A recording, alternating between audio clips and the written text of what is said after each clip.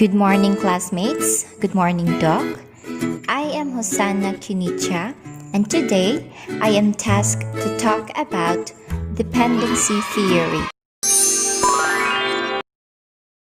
Dependency theory emerged in the 1960s among social scientists who condemn modernization theory as being imperialistic. It is a movement asking lots of questions about international system. One of these questions is that why are there so many countries in the world not developing? Well, the traditional answer for that question is that it's because of the government, because of corrupt officials, very authoritative. But dependency theorists wanted to know more. Is that really the reason? Is that all there was to it? Dependency theorists now began to argue the fact that international system acts as a barrier of the development of these poor countries. It also acts as an agent that support exploitation of natural resources or raw materials from poorer countries by the rich countries. It results to the domination of the rich countries over the others. Dependency theory is an attempt to discuss the reasons behind the underdeveloped states by examining patterns of interactions among nations, keeping point on the inequality of international system. Therefore, dependency theory tries to explain how rich countries are favored to detriment others and how it limits the development possibilities of the poorer countries. Now let's go to the parameters of dependency theory. Dependency theory believes that poor nations provide the following to the wealthy nations. First is their natural resources or the raw materials. These raw materials, in some cases, are freely given or freely taken. The bountiful of natural resources, poor nations believe that they don't need it, but actually, they just don't know how to use it. And that is where these well-educated, wealthy nations came in. They exploited it, they process it, they make products of it, and they sell it to the poor nations. And citizens from poor nations without much choices left, they spend a lot to buy their own processed natural resources.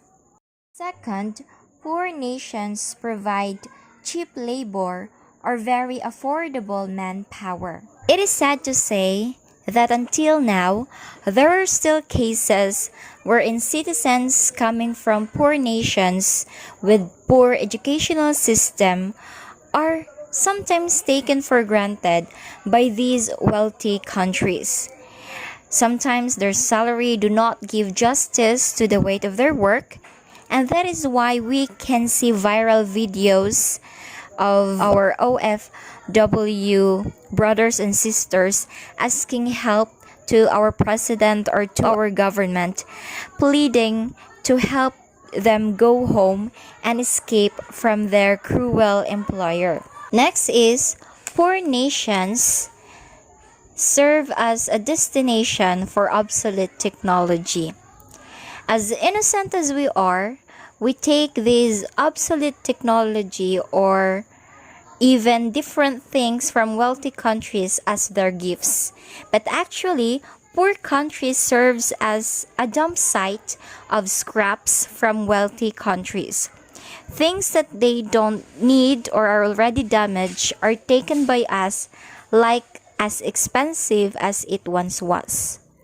That's why if we go to their countries, we will say, wow, tsada kailang country, hinlo kaayo, plaster kaayo, walay mga gubot-gubot. It's because their scraps are thrown to our country. Manamanay ta sa atong lugar, kagubot ba? Magsigig ayom-ayom, bisag mga guba na, dili ilabay kay ayom-ayomon. And number 4 is that poor nations serve as markets for developed or wealthy nations. This is actually connected to what we talked about earlier. They exploited our natural resources, and the processed products are sold to us also, but in a higher price. This is why the wealthy nations gets even wealthier and the poor ones gets even poorer. Second parameter of dependency theory is that wealthy nations actively continue a state of dependence which have multifaceted influence involving economics, media control, politics, banking and finance, education, culture, and sport. That is dependency theory. Now let's see the impact of dependency theory to education. First is schooling is cast in an especially active role. As we can observe, rich countries do not hire professionals from poor country.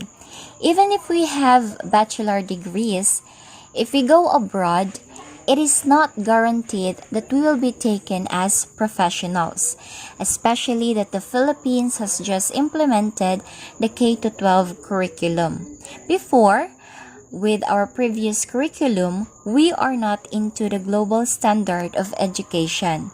That is why our professionals are not easily hired. Sometimes they are even taken as laborers, domestic helpers, and the like. In fact, we can seldom see advertisement hiring abroad that they need for professionals.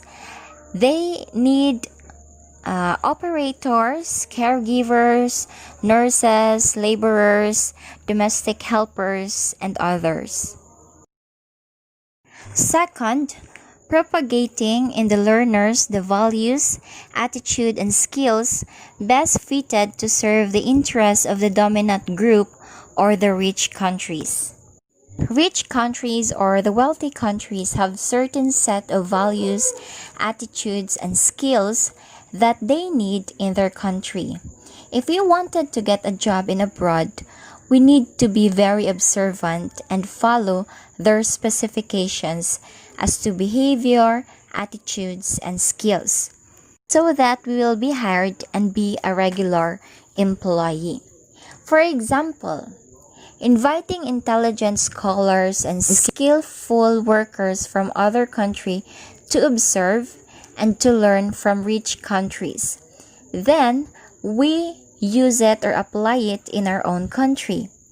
We somewhat imitated and were greatly influenced by their systems, values, attitudes, and practices.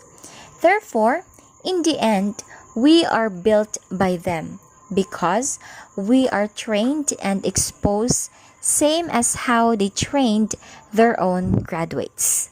Third impact is that knowledge becomes certified, worthy, desirable, and conferring status.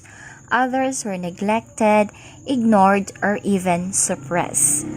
So, this is a sad reality, and this is what I'm saying. We owe to follow their educational system, believing that this is for the good of our country, the Philippines. But because of this colonial mentality that we have, or our sense of inferiority, sad to say, we got lost. Fourth impact of dependency theory in education is that people do not realize that they are living in a world of ideas or values aimingly to keep them in subservience.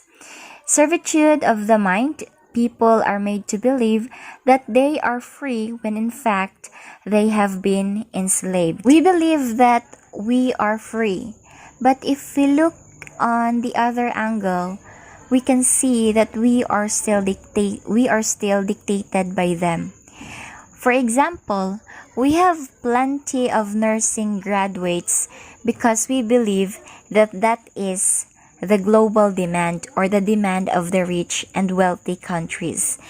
Another thing is we have lots of sailors But what happened now, especially in this time of pandemic, wherein economics somewhat stopped?